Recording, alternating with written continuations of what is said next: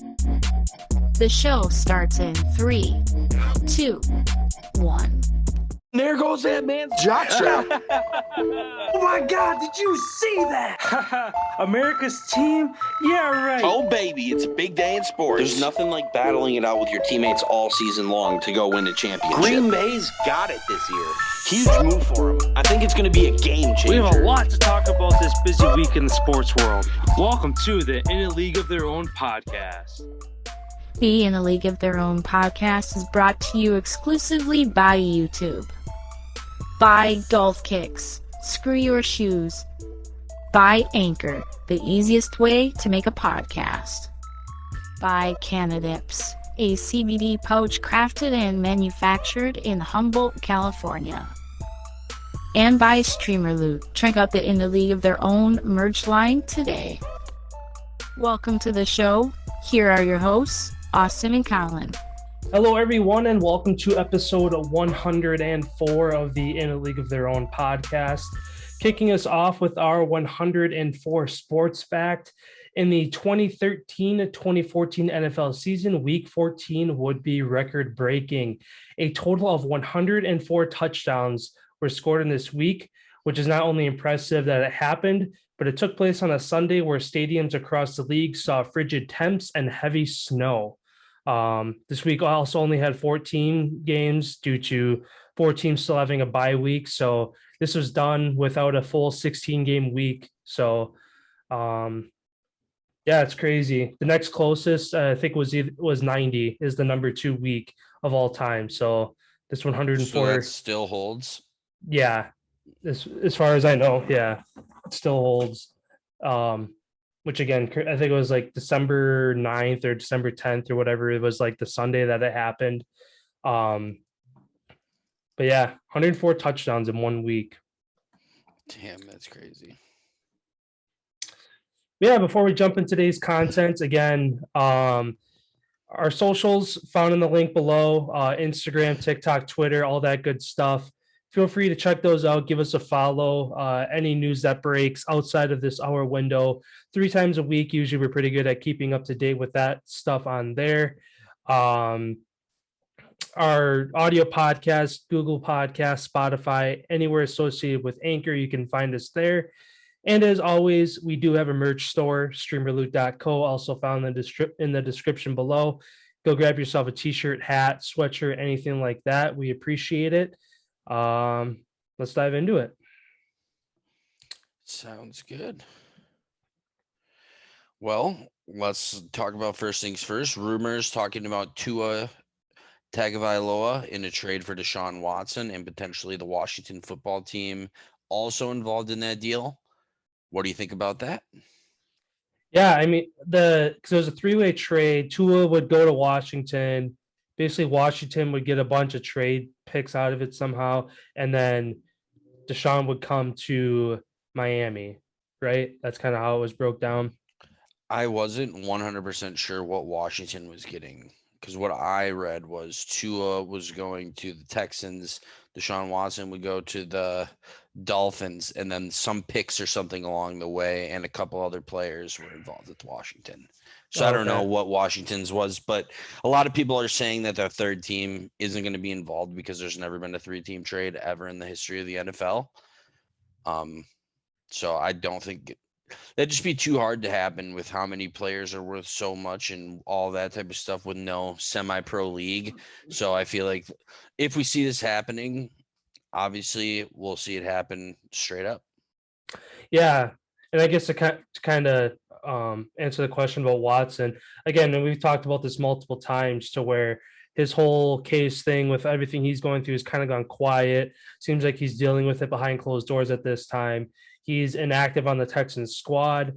So if the trade does happen, obviously Miami will be because if they're getting rid of Tua, they're going to want Deshaun Watson to start right away because Tua is their starting quarterback. Brissett has been struggling, isn't quite what he used to be. So Watson will want to step in. But obviously before Miami makes that trade, they're going to want to know from the NFL, hey, are you going to put him on the exempt list? Is he going to be able to play before they make that trade? Otherwise, that's dead money, and that's dead weight that they're trading for. So it'll be interesting to see if they do want to go through with it. Maybe it speeds up the process of what the NFL is going to do with Watson, to say, no, don't trade for him. We'll put him on the exempt list, or yeah, go for it. We'll deal with it next offseason. So yeah, I forgot what the reporter's name, but it was a report inside the Houston Texans broad range of like local reporters, and somebody was saying how this whole Deshaun Watson thing might be coming to an end real soon. Like all of his cases and whatever may be coming to an end like really soon. So I feel like that's why his name is being resurfaced again, as teams probably have indications that, hey, this might be over with and he might be available. Yeah, hopefully it does end soon, whether it's obviously he's prosecuted or he figures it out and it all gets waived. Because, I mean, the dude's a hell of a quarterback. When he was, before all this happened, he was arguably a top 5 quarterback in the league. So hopefully his time away hasn't made him stray away too far. And hopefully if he does end up in Miami, I know they'd love to turn that team around and try to be relevant in the AFC East again. Yeah, absolutely. And then going over to an injury from the other night, Indianapolis Colts, Julian Blackman is out for the year, tearing his Achilles tendon. That's a big loss for the Colts as he gets a handful of touches. So, yeah, that Colts team they've been battling though. I can't wait to see once this Hard Knocks thing starts. We get to see the day-to-day operations of a team that literally gets to deal with a banged up situation where you have a lot of players coming in, a lot of players coming out. And a lot of people are saying that ever since Carson Wentz sprained his ankles and like healed up, now that he's not running all over the place and he's actually sitting in the pocket and throwing, he's a really good quarterback. But it's when he tries to run around and almost die on the field is kind of when things get all hectic. But yeah, big loss for the Colts. Yeah, sticking with injury news, Titans Pro Bowl left tackle Taylor Lewan, who went out from Monday night's game, remains out for this week against Kansas City. Titans have Kansas City Chiefs kind of, it seems like they're getting their ground after a shaky start, but losing your vet left tackle, one of the better ones in the game, hopefully they can figure that out and not let the Kansas City pass rush get too out of hand. So see how that affects them on Sunday's game. Yeah, and then with Derrick Henry in the backfield, all you got to do, if it is a week, because whoever came in to replace him actually did a pretty good job. And I don't know. I don't see any struggle with Derrick Henry being able to get over 150 yards again. Yeah, that Kansas City run defense has been one of the worst in the league. So yeah, if the pass game can't get going, which it doesn't look like it has been, again, Julio's still up in the air. AJ Brown is still dealing with an injury. Yeah, probably going to be another big game for Henry. I feel like Derrick Henry is one of those guys that every single team in the entire league is like, fuck, we got to play this guy. Like, It takes 4 guys to take him down. Like, it's not like facing a quarterback, where you can have like a dictated game plan where a running back or a wide receiver who can kind of freelance and freestyle his own way. Those are like, he's got to be the most feared person in the NFL by far. Yeah. And I'm pulling it up quick here and thinking about that. With the game last year when the Packers played the Titans, beat them 40 to 14, held Henry under 100 yards.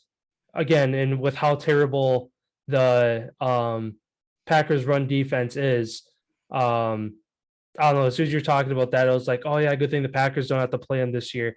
And I thought back to last year, it's like, oh, they played them last year. And then I was like, I'm pretty sure they held them pretty under wraps. Yeah, 98 yards, no touchdowns on the day, and they beat them by multiple scores. But also, I remember that game was super snowy and slick conditions, which fans. Which usually is run head. Well, it was in Green Bay, so that would have played to Green Bay's favor if there were. But still, fans. That's still more energy for every single person out on the field. and especially when it's super snowy, which usually turns to more of a run-heavy game. I mean, he still had 23 touches, 4.3 yards a carry. So when he got the ball, he was still gashing them. But yeah, I just want to bring that up because I just What thought was of the that game. score? 40-14. Yeah, so they definitely had to go through the air being down. Yeah. But yeah, that's crazy. Yeah, sticking with some more injury news, heading over to the Giants again. They will be without Barkley, rookie Kadarius Toney, and Kenny Galladay versus Carolina.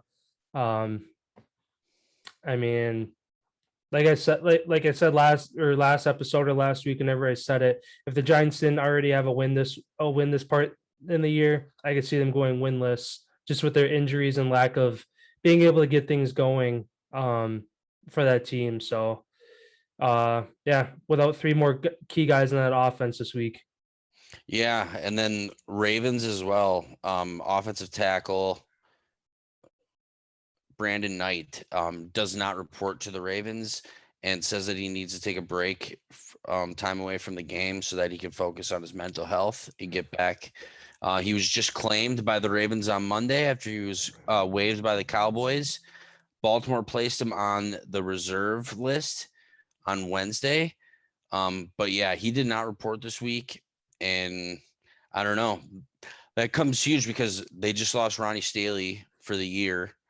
And that's who the guy that they were trying to pick up, take his spot. And now that he wants to take a break from football to focus on his mental health, which he should, anybody should do that.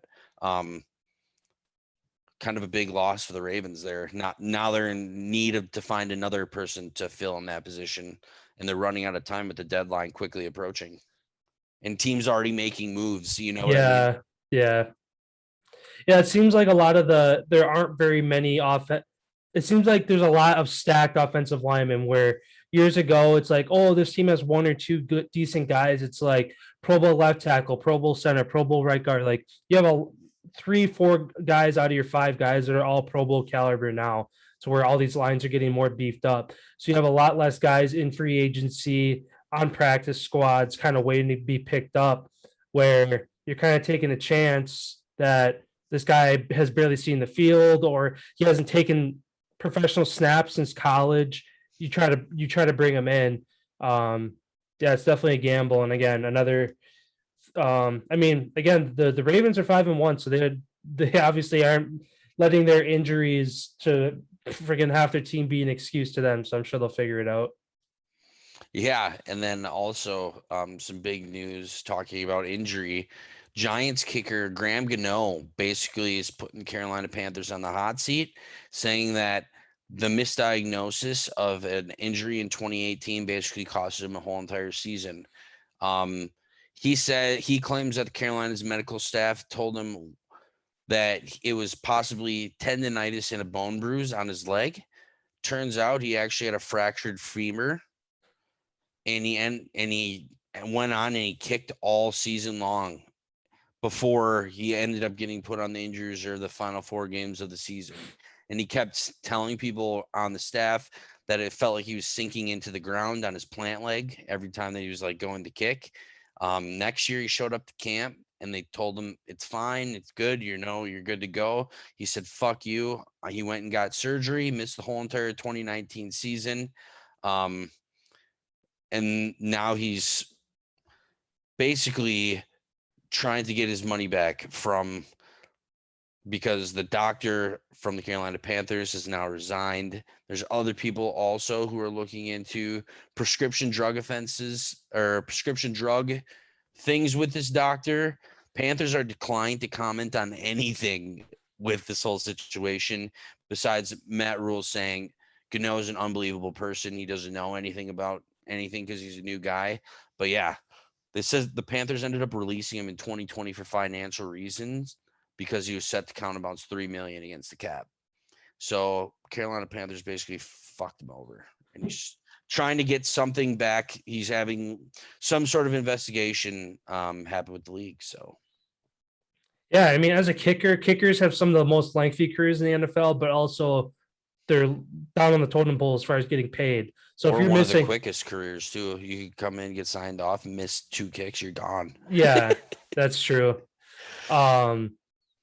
But yeah, the kickers don't make a ton of money, especially Ynot's been around for a long time, so I'm sure he's making, I mean, still enough, but less than like Harrison Butker or Justin Tucker, some of the younger, more steady legs in the league. But yeah, I mean, sucks for him, but also good for him to kind of shine some light on the situation on it being mishandled. Yeah, and then let's talk about the biggest injury that's been going around. Baker Mayfield, now coming out, his shoulder's also fractured. With the torn labrum as well. Yeah, with the labrum, yeah. Who knows what's going to happen because it is his non-throwing shoulder. It is just basically going to be how much pain can you tolerate at that point. I know that they sat him out this week because they were trying to get the swelling down to hopefully that he can potentially play next week. But one hit on that spot and it's going to swell right back up and you're going to be in the same exact position that you're in right now where they didn't let him go. I don't know how this is going to go. Maybe he should just – it sucks because Cleveland's, they're in the middle of the pack. They definitely can make the playoffs. They have a team to make the playoffs. He's out. Their team's done. Yeah. And kind of, I guess, going off that, Case Keenum comes in, leads the Browns to a 17-14 win over the Broncos last night. If they lose that game, fall to 3-4, maybe that forces the Broncos and Mayfield's hand. Hey, we're now 3 games back in the division. Get the surgery. We'll call the season a wash. At 4-3, they're still, like you said, right there in the mix, both in the division and in the AFC wildcard race. So, I mean, every team, like no matter what, every team's goal is to make the playoffs and obviously make a push at the end of the year. And now that the Browns, after last year, they don't want to let that slip and they want to build off that momentum. I mean, again, Keenum got it done last night. Obviously didn't look like a top caliber quarterback, but again, a W is a W. So yeah, maybe they ride him. I mean, on a short week, again, Keenum didn't have a full week to prepare. It was only just on either like early Wednesday that they announced, oh, Keenum's starting. So they probably knew Tuesday, but they announced it Wednesday. But nonetheless, he only had a couple days to prepare. Where now, if they go forward with Keenum, he has a week and a half to prepare since they had a game last night. But again, they're in a tough division. It's definitely going to be hard for them to stick with it. But I mean, who knows? It definitely, like I said, if they would have lost last night, I feel like, boom, Baker, go get the surgery. We're under 500 on the year. Like, just get it done. But now, like the win is obviously as good as it is to win. It kind of it kind of makes the situation that much more questionable. Right. Yeah, definitely. And then the last 2 injuries real quick before we dive into the game last night. Antonio Brown ruled out Sunday against Chicago due to his ankle injury. And then also last night, Von Miller ended up leaving the game after colliding with his teammate. He's pretty confident. He says that he won't miss any more time. So hopefully those guys are back and ready to go soon. It's fun to watch them on the field. Yeah, I mean, again, that Broncos team starts 3-0. I mean, I guess going into last night's game, kind of a desperate spot for both teams. Had a hot start, both fall to 3-3. I mean, obviously it's early in the year. It's not a must-win situation, but at the same time, it kind of is to where Denver now falling behind in the AFC West. Cleveland, if they lose, they fall to the bottom of the AFC North. So, I mean, it was if you like defense, it was a fun game to watch. A lot of defensive stops, team drives down, either comes up short, has to punt, turnover, whatever it might have been. And everybody knew Cleveland's ground game was going to go too, because they have the same guy that Minnesota used to. Well, Minnesota's old guy is now the Cleveland's guy, or it's vice versa. I forgot how that went. Yeah, Vic Fangio was. He was Minnesota's and now he's Cleveland's, right? Or he's Cleveland's and now he's Minnesota's. He was on Minnesota. He was their D coordinator. He is now the head coach of the Broncos. Kevin Stefanski was the quarterback's coach for Minnesota and is now the head coach of Cleveland. So that was kind of how Vic and Kevin are like descendants from Minnesota. Yeah, whoever their running backs coach is, their scheme that they have, whichever team that they were on first, they're now on the other team. And with the Minnesota Vikings, obviously everybody knows when Dalvin Cook's out, Madison steps in, puts up 150 yards. It looks exactly the same. We saw that last night with the Cleveland Browns. It doesn't matter who they have running the ball for them. Their scheme that they have, personally eat them up. Yeah. I mean, again, Case Keenum, 21 for 33 on the night, efficient enough, just shy of 200 yards, 0 picks for him, which is big. I know he's been a guy who's kind of struggled where, yeah, he'll have a 2 or 3 touchdown game, but he also have a 2 or 3 interception game. No turnovers on that side. Actually, only 1 interception thrown by Teddy Two Gloves on the other side. So it was a pretty, again, defensive game without a ton of turnovers. It was just if you're looking for a high scoring game, it was kind of boring to watch, but at the same time, it was fun to watch because there was no momentum either way. Like watching this game down to the end, it's like, oh, like who knows what's going to happen. So, but yeah, I mean, I mean, talking about the Browns run game, how good it was on the other side, Broncos run game was atrocious. They didn't even break the 41 yards total last night on the ground, which has been a big identity with kind of the quarterback thing in question with Teddy Bridgewater still with his past injuries. Drew Lock obviously not being the guy. Let's lean on the run game. They couldn't break 50 yards last night. So, and they still were in the game. Yeah.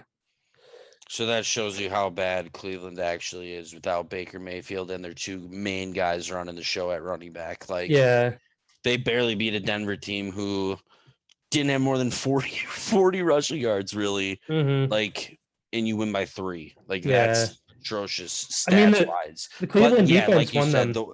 the way that the game went, it was a heavily defense relied upon game. Yeah. And Browns defense won it. They hold the Broncos to 14. Like I say pretty much every episode, you hold most teams in the NFL now averaging upper 20s, 30, 40 points a game. You hold a team under 20. Hats off to your defense. They hold the Broncos to 2 touchdowns. Again, they only score 17. Obviously, you get a healthy OBJ.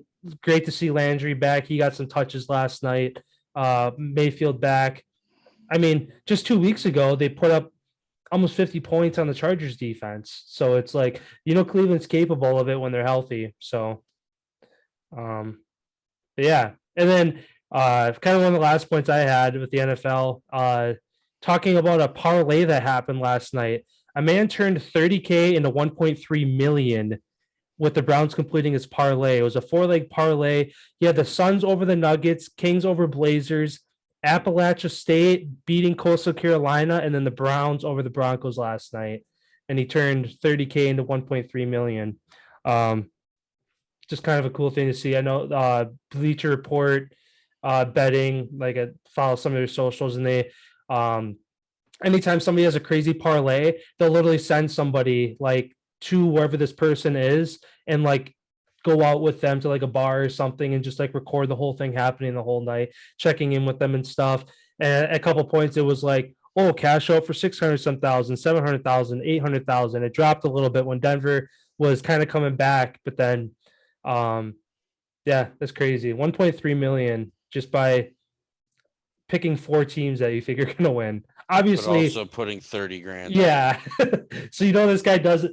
Like, it was funny. Like, the guy was obviously hyped, but like he wasn't like I'd black out like if that's something like that happened to me. Like, he was hyped, but like you could tell this guy does this for a living, and it was just probably one of the biggest wins of his life. But how much has he had to lose to get to that point? Like, yeah. Those are always what you never hear. The people winning that. It's like, how much did he lose before he won that? Yeah, exactly. It's like that guy, especially betting 30 grand. I don't know how much money he's got. Yeah. Yeah, I guess I have a fucking car for that. Yeah, no kidding. Yeah, I guess wrapping up our NFL talk with our 3 picks for the week, our win, lock, upset. Who do you got getting the straight up win this week? Let's see here.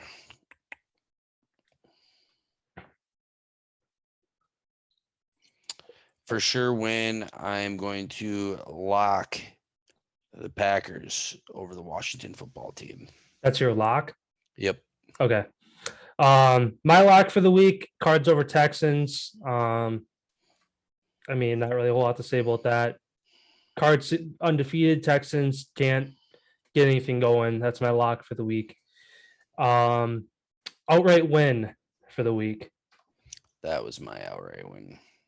Oh, I asked if that was your lock, and you said yeah. Oh, yeah, that was my lock. And then my outright win, which is also a win. I'll do the Rams over the Lions. Okay. That's what I have as well. I got the Rams over the Lions for my win this week. Which I guess is kind of another headline this week. Goff versus Stafford. Not so much as a revenge game for Stafford, but more or less for Goff, just with kind of how obviously being winless. Head coach Dan Campbell kind of throwing him under the bus this week, him playing against his old team. I mean, I think last time I looked, Rams are favored by like 16 points, so it should be a lopsided game, but I mean, who knows? And then what is your upset for the week? I'm trying to find the odds. Are the Colts dogs against the Niners? I believe so. What about my first one was, are the Saints dogs against the Hawks? Yeah, 49ers are 4-point favorites, and then New Orleans is 4.5-point favorites. New Orleans is the favorite on the road. Yeah. I'm taking the fucking Seahawks. Sounds good. And then mine, kind of a crazy pick, but I'm kind of riding high on it. Ravens at home favored 6.5. I got the Bengals going to Baltimore and getting the win.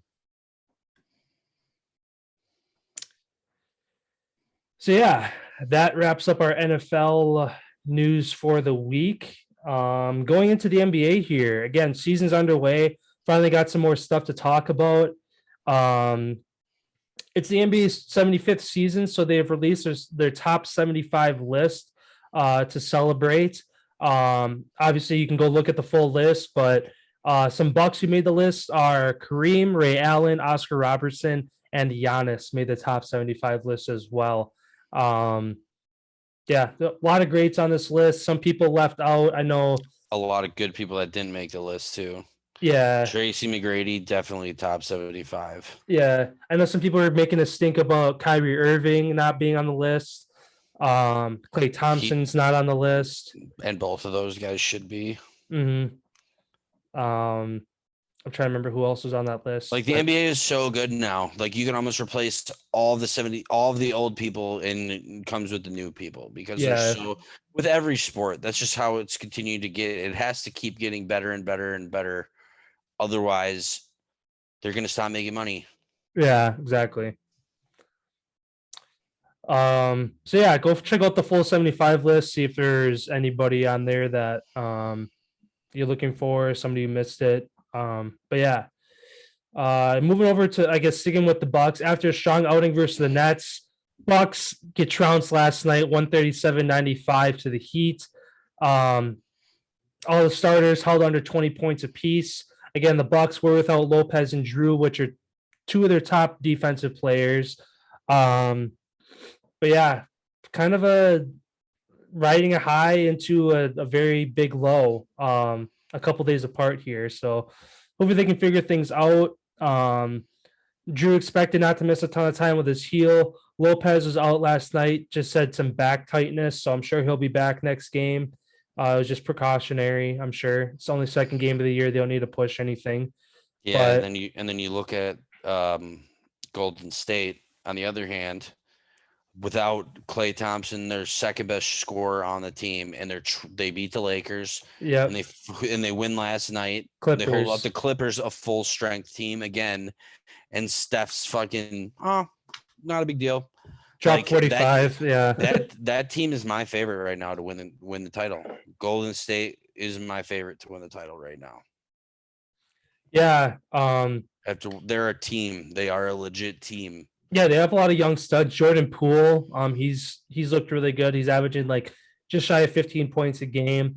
And obviously all the young stars, Wiggins, who else was their pick last year? I can't remember his name.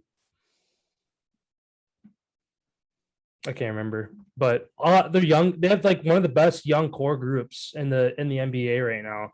Obviously, Draymond Green not going to get you 20 points a night, but he's going to line up the stat. He's going to line up stats all across the board and play good defense.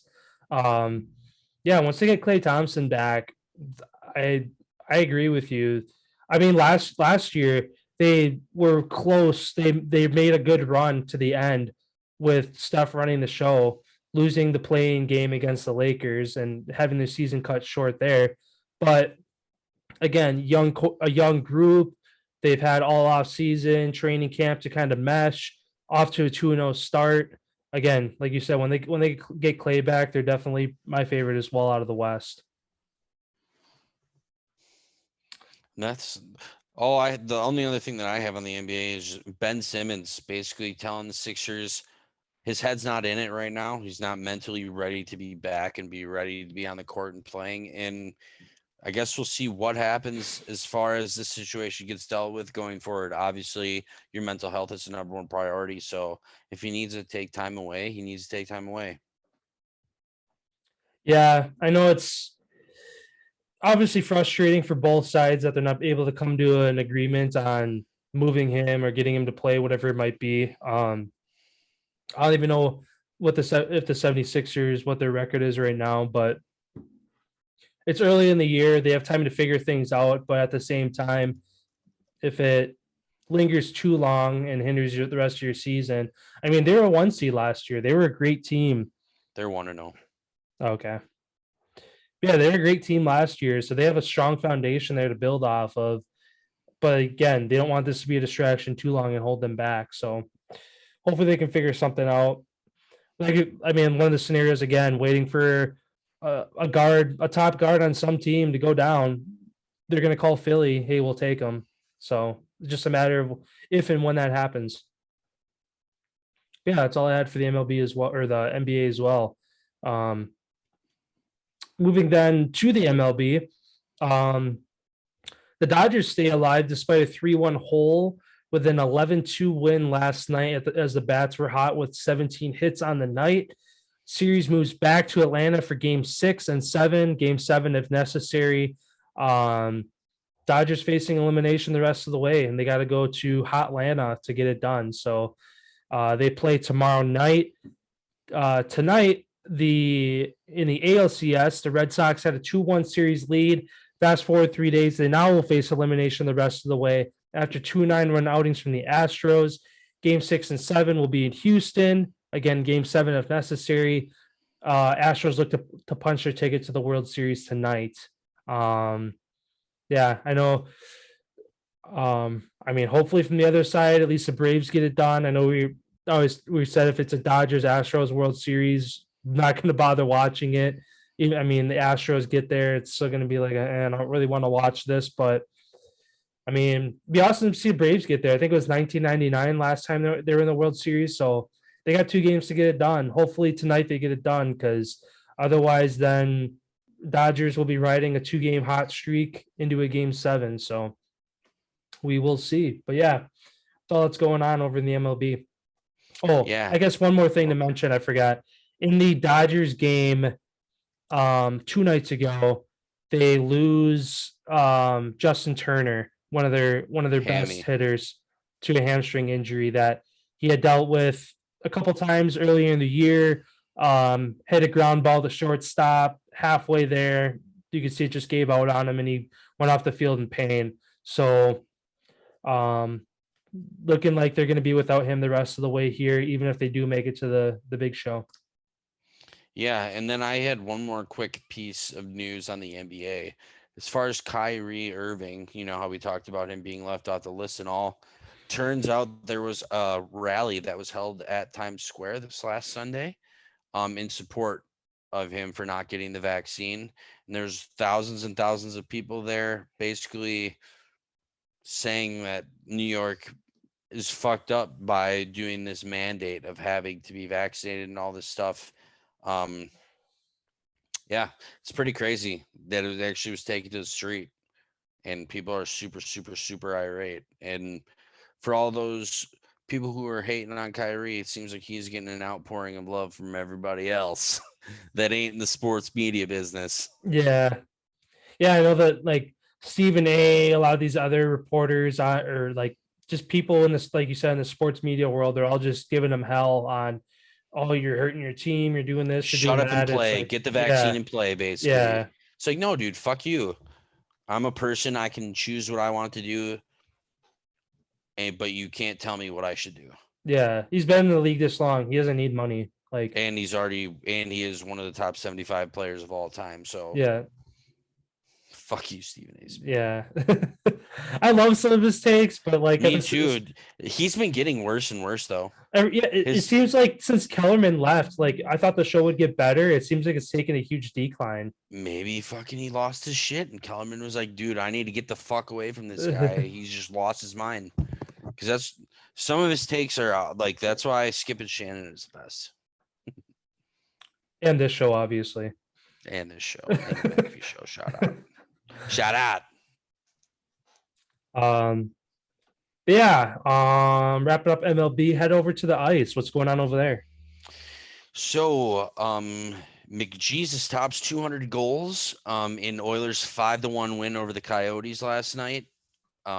Pretty amazing to see how fast he got to that pace. I want to say he's second fastest to get to 200 goals. Obviously, the great one being number one. Kyle Connor scores twice for the Jets, comes up clutch as they beat the Ducks 5-1 for their first win of the season. Buffalo Sabres continue to be undefeated on the year. Pretty, nobody, I guarantee you in the gambling world put any bets on Buffalo doing anything with this whole Jack Eichel thing, and they basically got rid of half their team. They re-signed all their guys that they don't really want there to small deals, and they're winning. Turns out Jack Eichel they're meeting, his camp is to meet with the Buffalo Sabres, I think this weekend, and they're going to make their final decision, their final bargain of, are they going to get the surgery or what the fuck are they going to do for his back? So that's kind of the biggest thing right now in the NHL going on. New Jersey Devils placed Jack Hughes on the IR, former number 1 draft pick, who's off.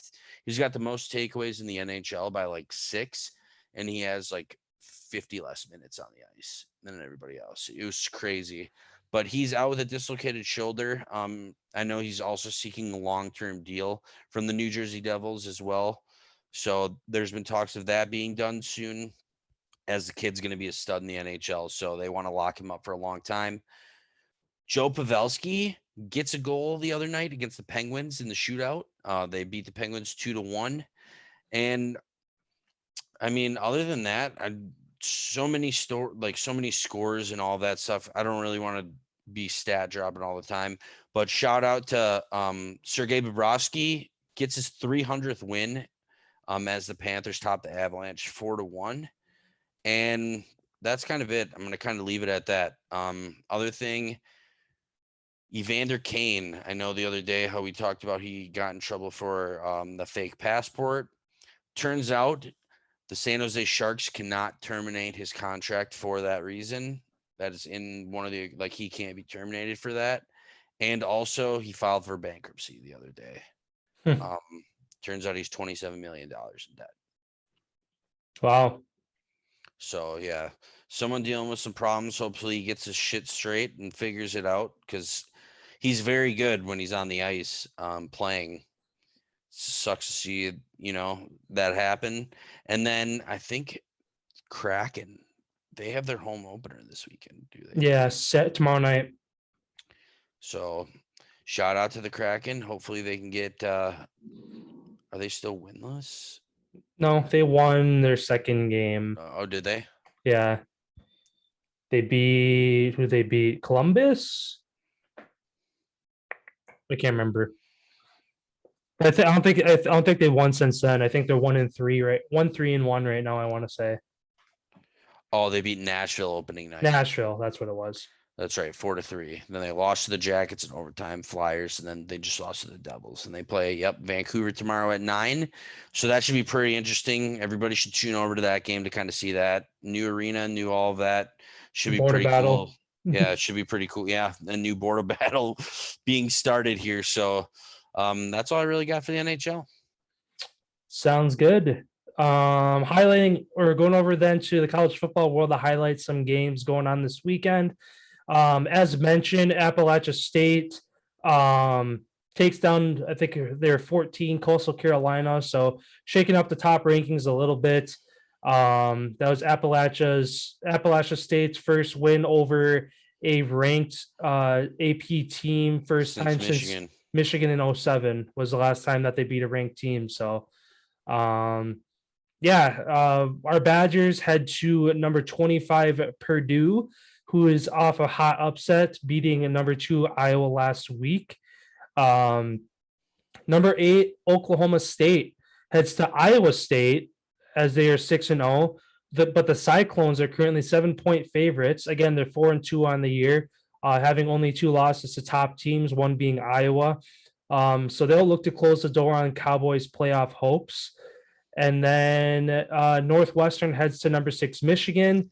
Northwestern obviously unranked this year, but known for delivering at least one upset a year, usually versus the Badgers. But they'll look to shake up the Big Ten over there. Not a whole lot of games. I don't think there's really any.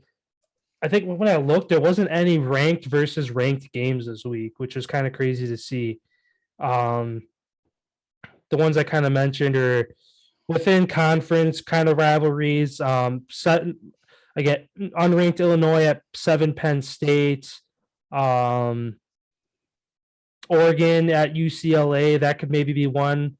Actually, UCLA is favored by a point there, so that's I guess that's another game to mention. UCLA is 5-2, playing good football this year as well. Clemson playing 23 Pittsburgh. Mm-hmm. LSU at number 12 Ole Miss. Could be Coach O's last chance at getting an upset on the road there, as again mentioned last episode. He's done after this year. Ohio State plays Indiana. That could be a freaking good one.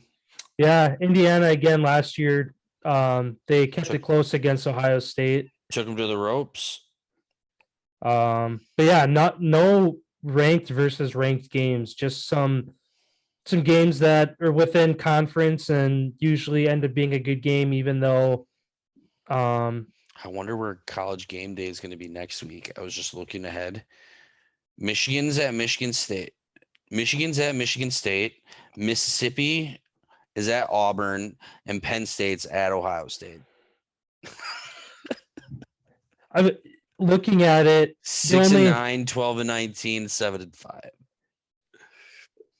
7-5.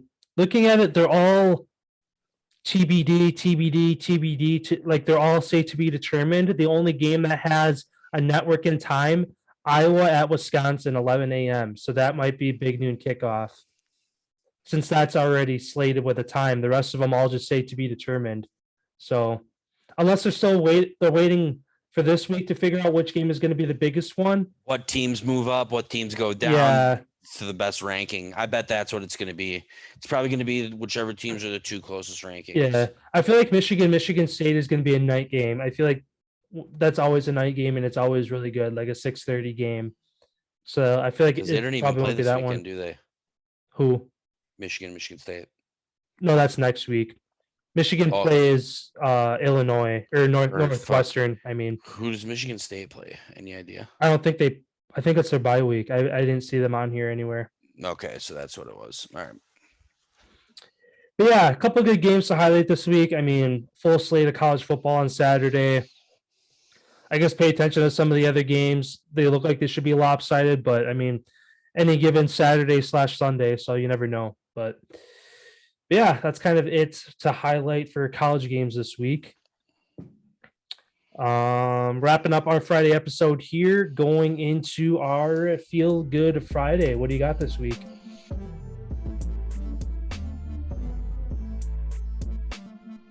So I have, coming from the Dodgers game last night, shout out to Chris Taylor, going 4 for 5 from the plate, 3 home runs, 6 ribbies. That team went on a tear, starting down 2-0 in the first inning, rallying off 11 straight runs. I mean, shout out to Chris Taylor and the Dodgers, because they finally made it a series. They didn't make it look like the Braves are going to walk away easy with it. Like, they're putting up a fight. Because after watching the night beforehand, when the Braves took the lead in the series, it was like, I think the Dodgers are all out of fight. Like, they're done. Shows that Chris Taylor, contract year, has a shitty season, unbelievable postseason. He's making his case for some big bucks. Yeah, and especially again 2 nights ago with Justin Turner going down, big Braves up big. He goes down. Like, watching that game, it was just like, oh, like, obviously you hate to see injuries. You can just see, like, it felt like the life was going out of the Dodgers' eyes. And last night they found something back. They got something back. So, obviously still hope the Braves pull it through. But I mean, if it goes to a game 7. It's fun as a sports fan to watch if it does get that far. Yeah, they only had one player hitless last night, and that was their catcher. But he did get a walk, so everybody demolished the Braves yesterday. I remember who started on the mound For the Braves. Max Fried. Okay, so they're back. Shoot, Former Brewer.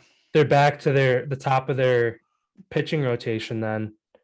So it should It was a former Brewer. It should go back to Charlie Morton. Is that his name? Yeah, I believe so. I haven't looked at what the probables are for tomorrow's game, but I think they should be back to the top of their order. Yeah, sounds good then. Going into my story here for the week, rewinding back to last night's game. My story this week is about the grind from Browns running back to Ernest Johnson. Johnson had an admirable career in college at USF and decided to declare for the draft in 2018. Unfortunately, Johnson did not get the call and went undrafted. After this, he took up a job on a fishing boat in Key West, Florida. Not giving up on his football dream, he sent a message to every AAF team hoping to get a shot, giving his resume, highlight clips, things like that. Didn't get a shot there either. Last night, finally got his opportunity with injuries to Nick Chubb and Kareem Hunt. Johnson got the call up and he balled out. Went 146 yards on the ground, 22 yards passing, and getting the first touchdown on the game. And afterwards in the post game, was told about LeBron James tweeting at him, and he was fangirling about, oh, no way, LeBron James tweeted about me. It was just one of those cool moments. Always great to see a guy kind of not giving up, going undrafted, getting a shot in the NFL, and in his first game, balling out and getting the dub. So shout out to Johnson. Shout out. Yeah, I think that's all I had this week. Quick, do a refresh here, make sure nothing breaking has come out. Does not look like it. No, I haven't seen anything either. Oh, I guess again with the Ravens backfield injuries, they say that Devontae Freeman is expected to start at running back this weekend for the Ravens. So yeah, I know they kind of mixed in Le'Veon Bell. He got a touchdown last week too, so I wonder how much they're going to use him in the game plan as well. But I mean, like I said, they're a team that has definitely not let the injury bug be an excuse this year. So sounds good. Sounds good. Well, thanks everyone for stopping by. We appreciate every single person, whether you're coming here for 1 second, coming here for the whole entire show. Every single person that stops by, we appreciate you stopping by. Yeah, I guess go Pack Go this weekend. Not gonna watch the Badgers. I'm gonna watch this Kraken game, so that should be a pretty good one. So everybody have a great weekend. I know the cold weather's coming if you live in the Midwest. So bundle up if you're going outside. And yeah, we will see you guys on Monday. Have a great weekend.